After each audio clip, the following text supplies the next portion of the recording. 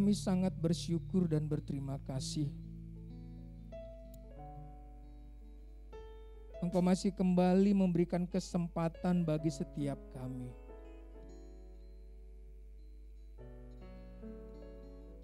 Untuk berkumpul, bersekutu bersama, dan tiba saatnya kami mendengarkan kebenaran firman Allah.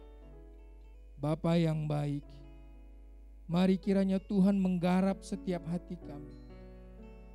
Mari Tuhan dalam setiap apapun yang kami dengar pada sore hari ini, kami diubahkan.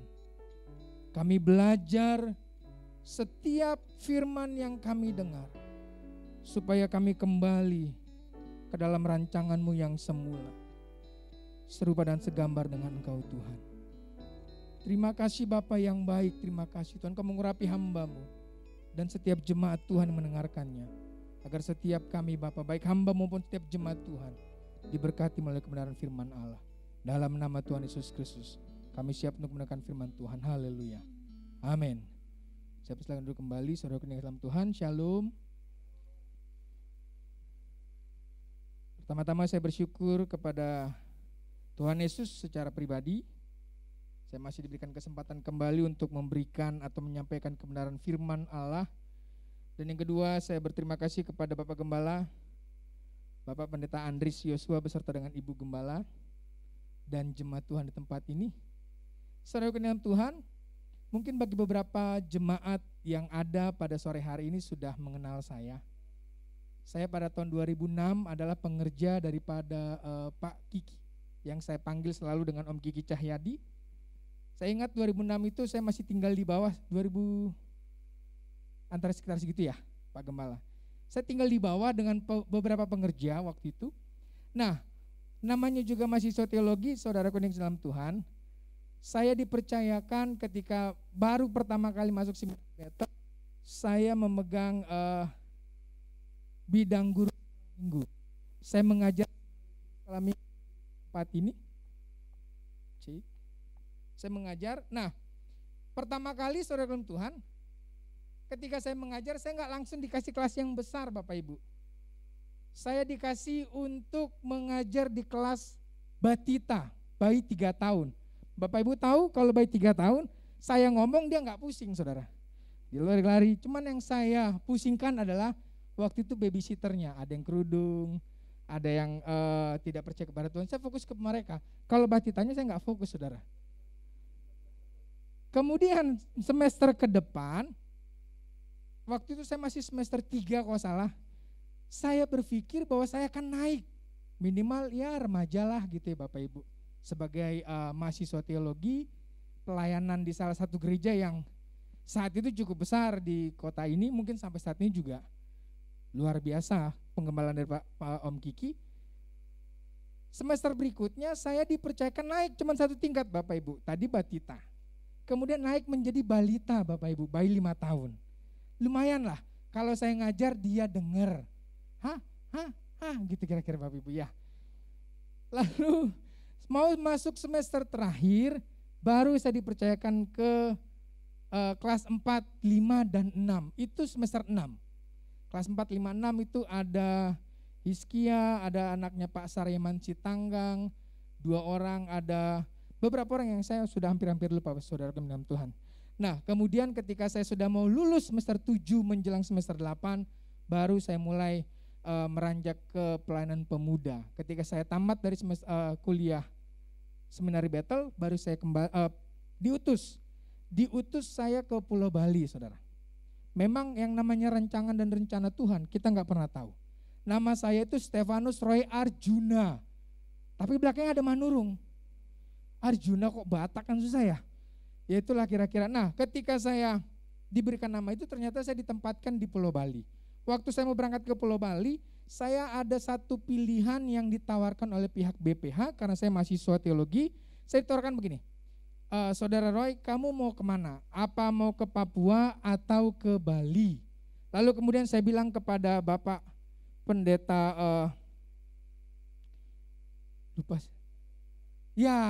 Pak Gunawan, dia bilang begini, dia tawarkan 2 hal itu. Lalu saya bilang gini kepada beliau, Om, saya sepertinya mau ke Papua Om.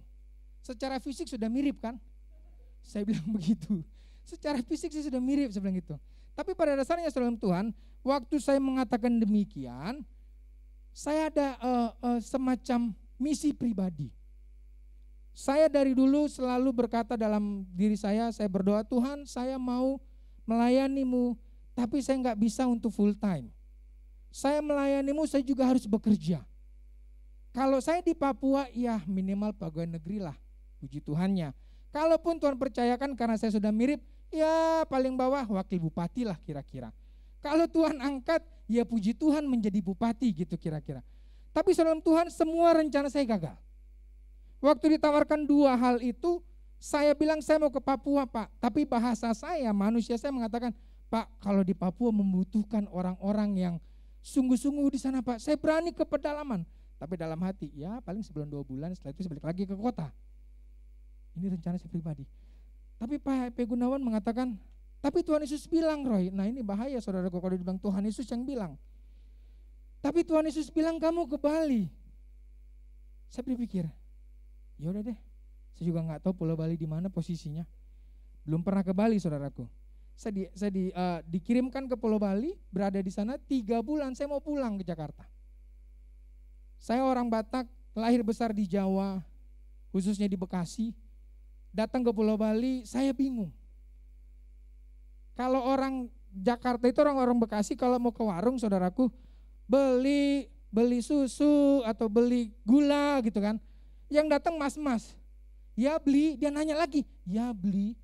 Ternyata beli itu adalah mas saudaraku, atau akang, atau abang.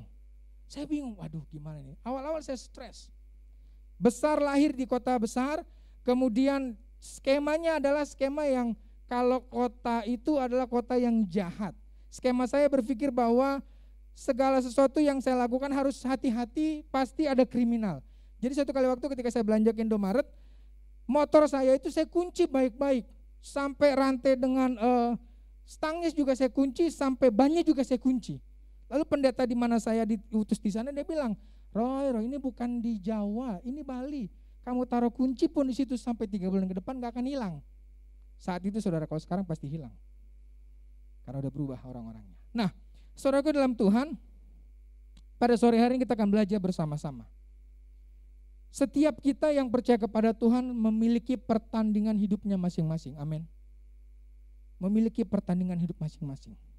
Saya melayani di Pulau Bali tapi bukan di kota besar. Saya melayani di Pulau Bali di salah satu tempat di kota Singaraja. Ada yang pernah ke kota Singaraja Bapak Ibu? Tempat lumba-lumba ada. Di situ saya melayani. Kalau dari bandara kemudian naik, kalau dari bandara turun kemudian harus menempuh perjalanan sekitar 2-3 jam. Naik turun gunung, melewati bukit yang namanya Bedugul, kanan kiri jurang. Itu tempat pelayanan saya. 2 tahun saya di sana, saya hampir gagal. Saya hampir memutuskan untuk pulang.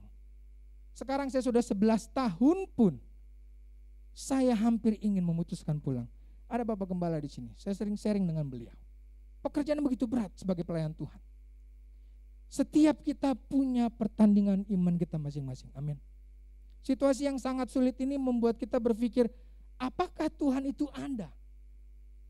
Saudaraku sebagai hamba Tuhan sangat gampang berbicara bahwa pengharapan dalam Tuhan itu ada. Pengharapan dalam Tuhan itu sungguh luar biasa. Tapi ketika mengalami apa yang disampaikannya, itu sangat sulit untuk kita melakukan apa yang kita sampaikan saudaraku dikasih dalam Tuhan. Tahun ini tahun berat bagi saya. Tahun 2021 adalah tahun yang sangat berat bagi saya. Beberapa minggu lalu saya kehilangan satu adik saya yang saya cintai. Adik saya yang nomor 2 saudaraku. Dipanggil Tuhan dengan tiba-tiba. Selasa dia muntah-muntah. Rabu diagnosa dokter. Kamis dia mencoba diobserv. Jumat dia operasi. Sabtu dia masih diobserv. Minggu dia pulang ke rumah Bapa yang di surga. Usianya masih 30 tahun. Yang saya pusingkan saudara Tuhan bukan karena adik saya. Tapi masih ada 3 anak-anaknya yang dia tinggalkan. Yang pertama masih usia 7 tahun. Yang kedua usia 2 tahun. Yang ketiga usia 1 tahun. Secara manusia, gimana bisa anak ini tumbuh kembang dengan baik tanpa seorang ibu? Ada pepatah mengatakan, biarkanlah bapak yang duluan dipanggil Tuhan, tapi ibu belakangan. Kenapa? Karena dalam pepatah itu mengatakan, ibu akan bertahan dan memperjuangkan anaknya dengan baik, bahkan mendidik mereka dengan sungguh-sungguh. Tapi ini kebalik, ibunya yang dipanggil Tuhan. Dalam situasi kondisi itu juga, 2 hari yang lalu saya mengalami pengurangan karyawan, saudara. Saya bekerja di salah satu sekolah swasta di Bali. Saya bekerja di sekolah internasional. Saya mengalami PHK. Bulan Juni nanti saya sudah nggak lagi bekerja di sana. Situasi sangat sulit. Kehilangan adik, kehilangan pekerjaan. Tapi pertanyaannya adalah, apakah hal itu membuat saya harus mundur dari pertandingan iman yang saat ini saya sedang jalani? Kita akan belajar bersama-sama, saudara dalam Tuhan. Mari kita buka di dalam 1 Korintus pasal yang ke-9 ayat yang ke-24.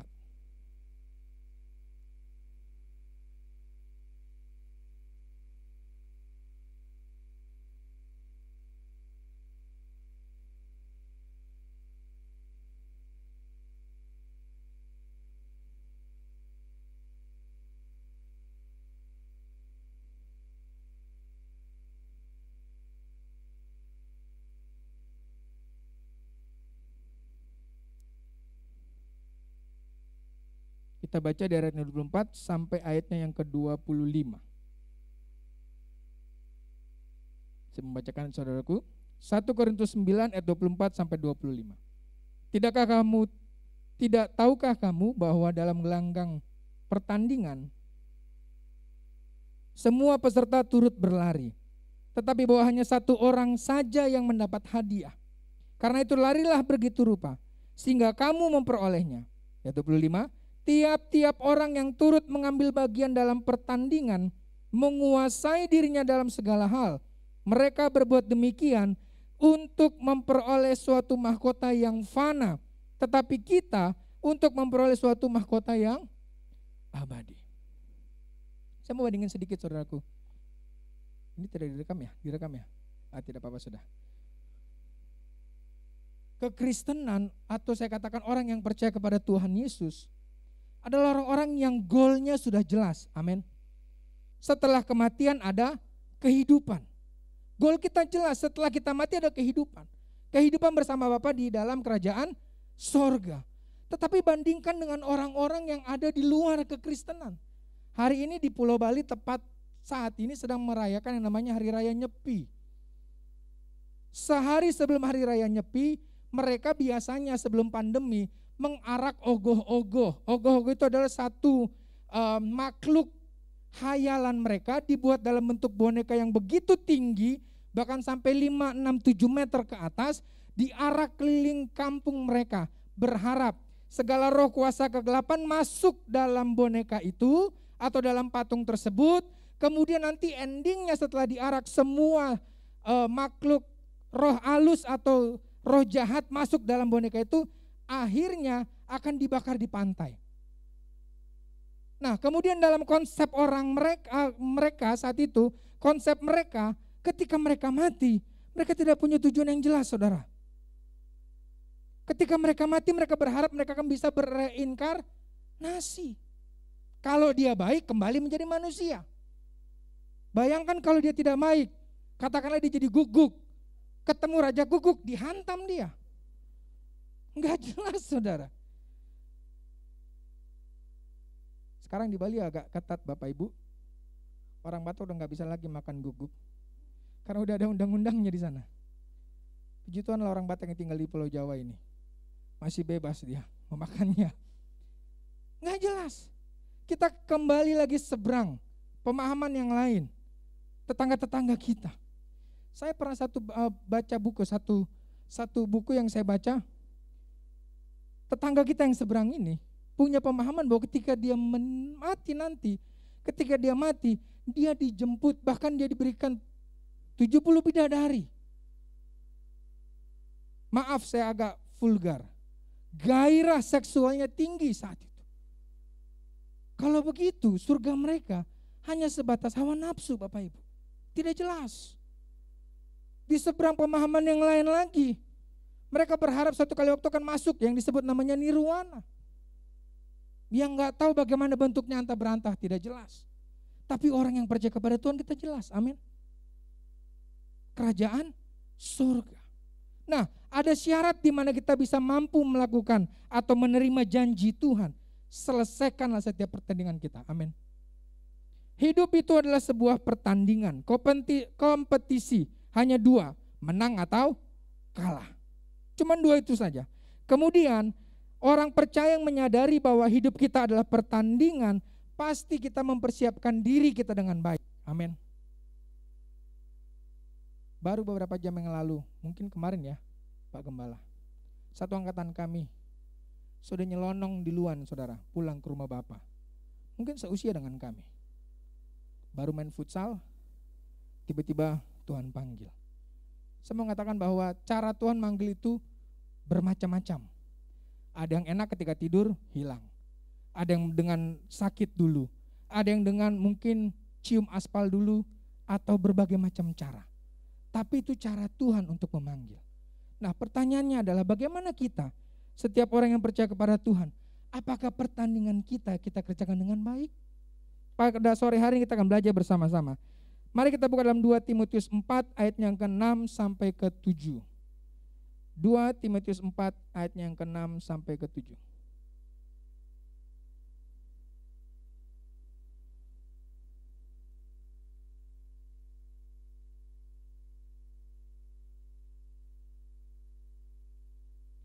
Ini ayat selalu kita lihat bersama-sama baik di Alkitab maupun di batu nisan orang-orang, saudara. Dengan bangganya dia mencatatkan ayat ini. Tapi sangat sulit untuk kita kerjakan dalam kehidupan kita secara pribadi. 2 Timotius 4 ayat 6 sampai ke 7. Saya mengundang jemaat untuk membacakan bersama-sama. 3, 2, 1. Mengenai diriku, darahku sudah mulai dicurahkan sebagai persembahan, dan saat kematianku sudah dekat. Aku telah mengakhiri pertandingan yang baik. Aku telah mencapai garis akhir. Dan aku telah memelihara iman. Ayat 8 terakhir. Sekarang telah tersedia bagiku mahkota kebenaran yang akan dikaruniakan kepadaku oleh Tuhan, Hakim yang adil, pada harinya. Tetapi bukan hanya kepadaku, melainkan juga kepada semua orang yang merindukan kedatangannya. Yang pertama, saudara Tuhan, dari ayat ini kita akan belajar tentang mengakhiri pertandingan iman dalam kemenangan. Yang pertama ayat yang ke-6 berbicara tentang hidup itu terbatas. Amin. Adik saya yang kedua ini ketika dia proses mau dipanggil Tuhan, suaminya itu berada di Taiwan, saudara. Bekerja di sana. Bayangkan kalau kita sebagai seorang suami, istri sakit, sementara kita nggak ada di tempat. Kita hanya bisa video call waktu itu. Detik-detik terakhir dia video call, dia nangis. Penyesalan yang pertama yang dia alami adalah semua yang dia punya, harta kekayaan, itu nggak bisa menolong istrinya untuk hidup. Semua yang dia miliki, apapun, deposito uang, tidak mampu membangkitkan dia untuk bisa hidup kembali. Itu ucapan yang disampaikan oleh suaminya, saudara. Suaminya tidak terlalu sungguh-sungguh dalam Tuhan, tetapi melalui kejadian istrinya, dia bersungguh-sungguh dalam Tuhan. Dan dia mulai berpikir bahwa dunia ini sementara. Hidup itu terbatas, saudara dalam Tuhan. Bagi setiap kita yang sudah berumah tangga, yang sudah memiliki anak, istri, saya mau mengatakan bahwa jangan pernah ajak ribut istrimu atau suamimu. Karena kenapa? Ada satu saat kita nggak akan pernah lagi bersama-sama dengan mereka. Jangan pernah terlalu kasar dengan anak-anak. Kenapa? Karena ada satu saat kita nggak akan pernah bersama-sama lagi dengan mereka. Sebab hidup itu terbatas. Kita belajar bersama-sama mengakhiri pertandingan dengan baik. Kalau misalkan istri kita agak mungkin cerewet, saudaraku, kita harus menguasainya dengan baik dalam setiap masalah kita. Amin. Hidup itu terbatas. Semua manusia termasuk orang yang percaya pasti mati. Amin. Tapi pertanyaannya adalah, enggak banyak hamba Tuhan yang mempersiapkan jemaatnya untuk mati. Bahkan kematian dianggap sebagai sesuatu yang tabu untuk dibicarakan. Padahal itu adalah hal yang pasti. Berapa banyak di antara kita yang setiap tahunnya selalu diucapkan, Happy birthday to you, happy birthday to you. Setiap kita pasti ya. Tapi ada nggak pernah mengucapkan kepada kita, happy death to you, atau selamat mati kepadamu? Nggak ada, saudara. Karena kenapa? Karena setiap orang menghindari kematian.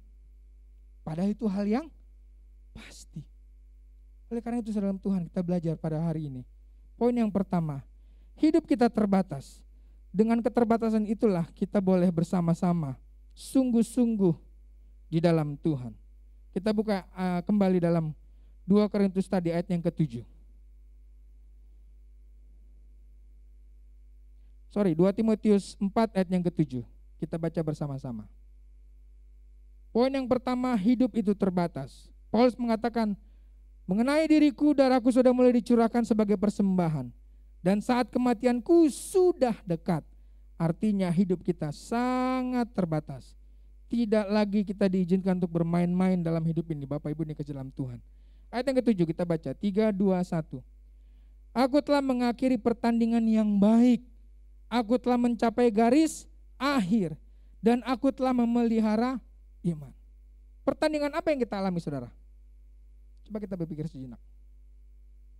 Hidup kita pertandingan apa yang kita alami? Pekerjaankah? Saya di PHK bukan karena kinerja kerja saya yang buruk, Bapak Ibu. Saya salah satu karyawan yang cukup dikatakan terbaik lah. Masuk 7:30, 7:30 saya sudah hadir di kantor. Orang pulang jam 4 sore, saya kadang-kadang jam 5, 5:30 baru pulang. Tapi masih bisa di PHK. Bukan karena kinerja saya. Saya baru tahu dari salah satu pimpinan saya di kantor, kalau di sekolah internasional itu Bapak Ibu, kepala sekolah di atasnya ada namanya head of school. Kepala sekolah disebut dengan principal. Nah, head of school ini yang dari dulu saya tidak tahu mengapa tidak pernah suka dengan saya. Dan beliau yang meng-cut saya. Secara manusia saya berontak, Bapak Ibu. Kecewa, marah. Apalagi latar belakangnya saya orang Batak. Emosi. Saya berencana untuk melaporkan beliau ke kantor imigrasi karena orang asing, tidak punya visa kerja. Tapi saya berpikir sejenak, kalau saya lakukan demikian, apa bedanya saya sebagai hamba Tuhan dengan orang lain ketika disakiti? Amin. Poin yang kedua, mengakhiri pertandingan kita dengan baik. Setiap pertandingan pasti ada akhirnya. Setiap pertandingan pasti ada garis finishnya. Oleh karena itu pertandingan yang baik yang harus kita kerjakan adalah kita mampu menguasai diri kita dalam segala hal. Mari kita buka dalam 1 Korintus 9 ayat yang ke-25. 1 Korintus 9 ayat yang ke-25. Ini saya berapa lama Bapak Gembala? 1 jam? 2 jam? 3 jam? 1 Korintus pasal 9 ayat 25.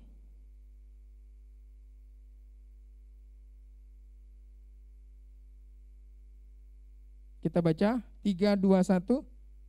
Tiap-tiap orang yang turut mengambil bagian dalam pertandingan menguasai dirinya dalam, mereka berbuat demikian untuk memperoleh suatu mahkota yang fana. Tetapi kita untuk memperoleh suatu mahkota yang abadi.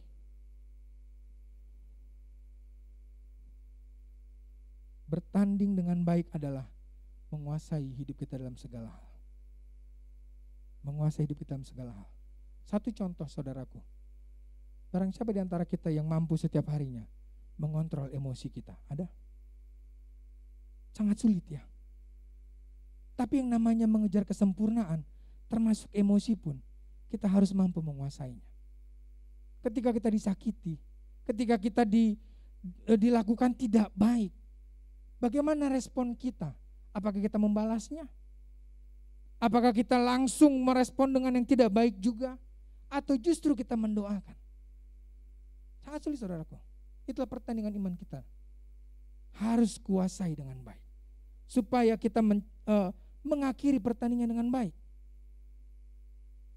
Menguasai diri dalam segala hal bukan sesuatu yang mudah, saudara. Saya yakin bagi Bapak Ibu di tempat ini sudah menikah. Madunya pernikahan, katanya sih, saya belum saudaraku, doakan Bapak Ibu.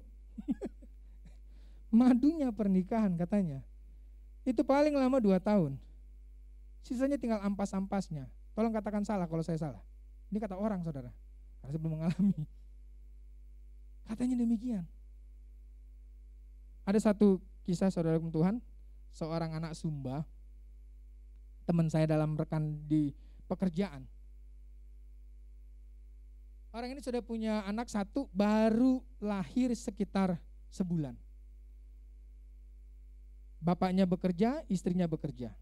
Kemudian satu kali waktu mereka punya jam-jam untuk menjaga, namanya juga anak bayi ya. Masih usia 1 bulan itu kadang-kadang rewel di awal-awal. Kadang-kadang jam 1 pagi bangun, jam 2 pagi bangun, jam 3 pagi bangun. Sementara mereka harus bekerja. Singkat cerita, dia mengatakan demikian kepada saya. Ternyata pernikahan itu manisnya cuma sebentar. Ketika sudah punya anak, kadang-kadang saya capek bekerja, saya capek melakukan banyak hal. Kemudian jam 1 pagi saya harus bangun untuk ganti popok. Lalu saya bilang sama istri saya, sayang, ganti popoknya itu. Istrinya bilang, kamu aja yang ganti, saya capek. Jadi ribut. Singkat cerita dalam keributan karena hal yang kecil itu tidak mampu menguasai diri dengan baik, mereka hampir mengakhiri pernikahan mereka dalam perceraian. Hal yang kecil saudaraku. Mereka mengakhiri hampir di dalam perceraian. Tetapi ketika saya ngomong kepada mereka, biasanya kalau komentator itu lebih jago daripada pemain saudara ya. Komentator itu lebih jago daripada pemain. Saya bilang kepada dia, kalau kamu ceraikan dia, bagaimana dengan anakmu? Kalau kamu ceraikan istrimu, kamu tidak pernah bisa dapat yang terbaik seperti istrimu yang kamu pilih sekarang. Dengan perkataan dia coba renungkan, dan tidak jadi bercerai saudara. Menguasai diri itu bukan hal yang sangat-sangat mudah.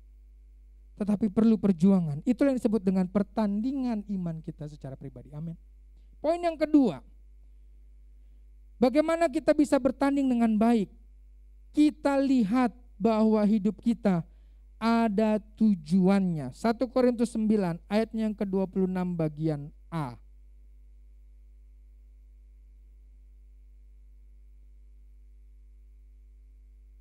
Satu Korintus 9:26 bagian A. Sebab itu aku tidak berlari tanpa tujuan, dan aku bukan petinju yang sembarangan saja memukul. Saya mengatakan tadi di awal saudaraku, kekristenan kita jelas golnya. Amin. Jelas golnya. Saya mengatakan pada anak-anak muda, kalau hari ini kita gantikan Yesus dengan sesuatu yang tidak baik, atau dengan pekerjaan, dengan jodoh, dengan jabatan, semua itu akan fana, semua itu akan musnah. Kuatkan iman kita. Amin. Selesaikan pertandingan dengan akhir. Menguasai dengan sedemikian rupa diri kita. Kuasai diri dalam segala hal. Kemudian yang kedua, kita boleh belajar bersama-sama pada sore hari ini. Hidup itu ada tujuan. Tujuan kita jelas. Dan yang ketiga, yang terakhir, kembali dalam 2 Timotius 4 ayatnya yang ke-7. 2 Timotius 4 ayat yang ke-7. Ayatnya yang terakhir.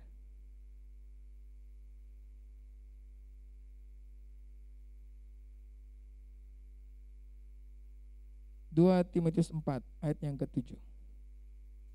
Kita baca bersama-sama. 3, 2, 1. Aku telah mengakhiri pertandingan yang baik. Aku telah mencapai garis akhir, dan aku telah memelihara iman. Yang terakhir adalah kita harus belajar memelihara iman kita dengan baik. Seluruh tingkah laku orang percaya harus senantiasa didasarkan pada iman. Iman memang berada dalam hati, tetapi iman yang sejati harus terlihat dalam perbuatan. Hidup kita di dunia ini menentukan ada dan tidaknya apa yang kita terima, ada dan tidaknya dari segala tujuan yang kita mau. Tetapi kalau kita mau memelihara iman, maka apa yang kita alami hari ini akan memperoleh kemenangan yang abadi, yaitu menerima mahkota daripada Tuhan. Amin. Menerima mahkota daripada Tuhan. 3 hal saudaraku. Yang pertama tadi adalah bagaimana kita tahu bahwa dalam pertandingan ini, dalam pertandingan hidup kita, sesungguhnya hidup kita adalah hidup yang sangat terbatas. Kita sadari itu. Kalau karena kita sudah sangat terbatas, maka kita sebagai umat yang percaya kepada Tuhan harus sungguh-sungguh dalam Tuhan. Tidak lama lagi Tuhan Yesus datang. Amin. Siapa yang menantikan kedatangan Tuhan yang kedua? Boleh angkat tangannya? Siapa yang mau duluan, saudara? Dilema ya Bapak Ibu. Begitulah kehidupan saudara. Begitulah kehidupan. Siapa yang menantikan kedatangan Tuhan yang kedua? Amin. Siapa yang mau masuk surga? Amin. Saya angkat tangan. Siapa yang mau duluan masuk surga? Kita belajar Bapak Ibu yang dikasih dalam Tuhan. Pada sore hari ini saya mengundang pemain musik untuk maju ke depan.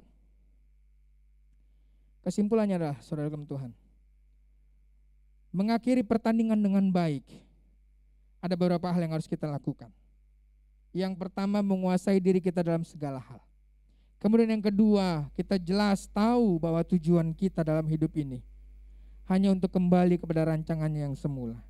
Dan yang ketiga, kita harus memelihara iman kita dalam situasi kondisi apapun yang saat-saat ini kita alami.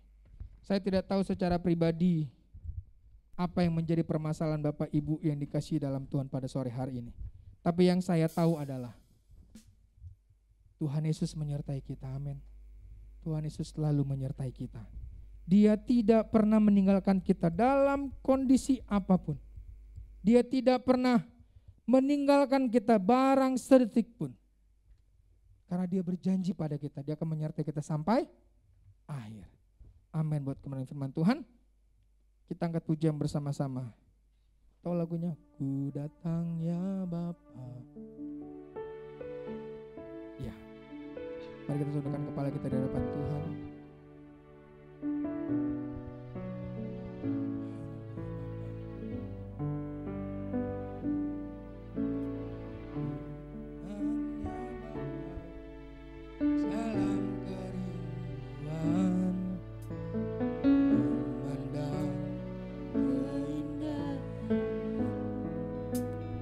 Berikan segalanya.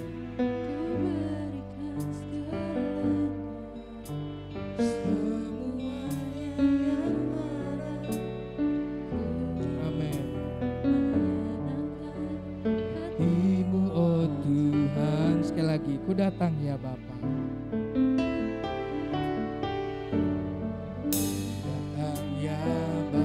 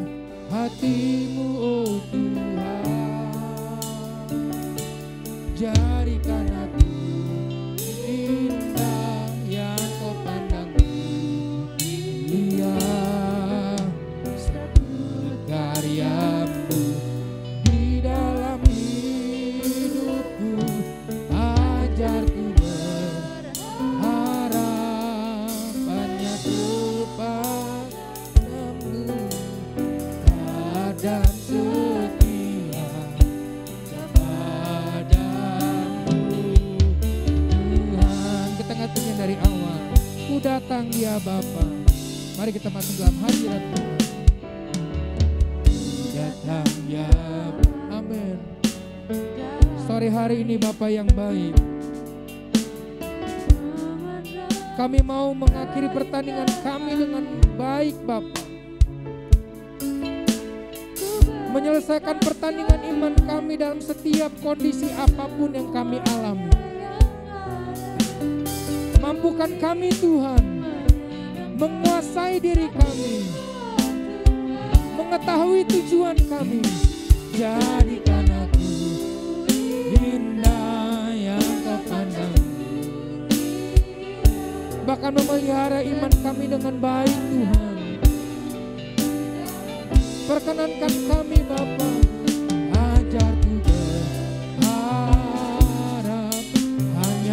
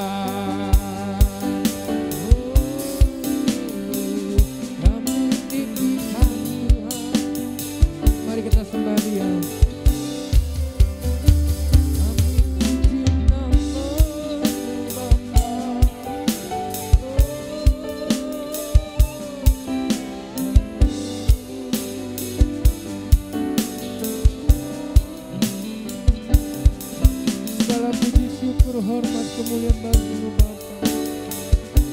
Sore hari ini Tuhan kami mau kembali kepadamu. Kami mempersiapkan diri untuk mengakhiri setiap pertandingan-pertandingan dalam hidup kami Bapa. Agar setiap kami ketika Engkau memanggil kami pulang dalam keadaan yang siap, dalam keadaan yang berkenan di hadapan-Mu.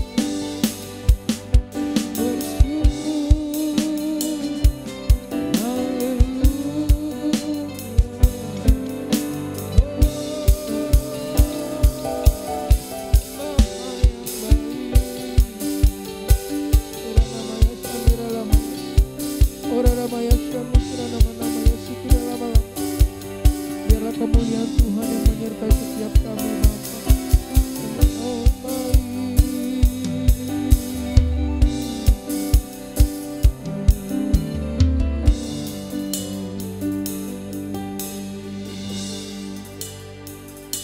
Jadikan aku indah yang Kau pandang mulia.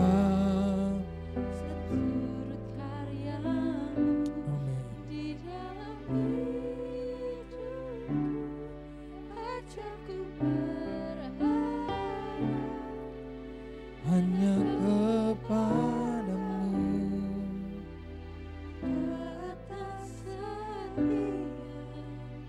kepadamu Tuhan, jadikan aku. Saya serahkan kepada Bapak Gembala. Lihat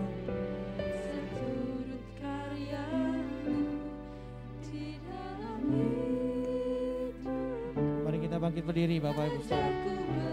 Harap hanya kepadamu, taat dan setia kepadamu Tuhan. Oh jadikan aku indah yang Kau pandang lihat seturut di dalam hidup agar berharap hanya kepadamu, taat dan setia kepadamu Tuhan. Terima kasih Tuhan buat firman yang boleh kami dengar. Setiap kami punya pertandingan-pertandingan yang Tuhan telah persiapkan. Biarlah kami boleh menjadi pribadi-pribadi dan kami boleh menyelesaikan setiap pertandingan kami dengan baik. Kami boleh menguasai diri kami sedemikian rupa dalam perjuangan hidup kami. Dan biarlah kami tetap memelihara iman kami Tuhan. Dan kami percaya mahkota kebenaran Tuhan persiapkan bagi kami semua. Tuhan memberkati hamba-Mu yang sudah menyampaikan kebenaran firman. Bapak Pendeta Roy Arjuna Manurung Tuhan. Baik dalam pelayanan yang ada di Bali Tuhan. Kami percaya Tuhan akan terus memakai dia menjadi alat-Mu yang luar biasa. Berkati dia Tuhan dalam pengembalaan di sana. Berikan dia kekuatan dan kemampuan. Agar dapat terus Tuhan melayani pekerjaan Tuhan. Bahkan memenangkan banyak jiwa bagi Kristus. Terima kasih Bapa, terima kasih. Memberkati setiap sidang umat-Mu yang hari ini hadir. Tuhan pun melawat setiap kami pagi ini. Terima kasih Tuhan dalam nama Yesus. Kami berdoa, haleluya. Amin. Amin.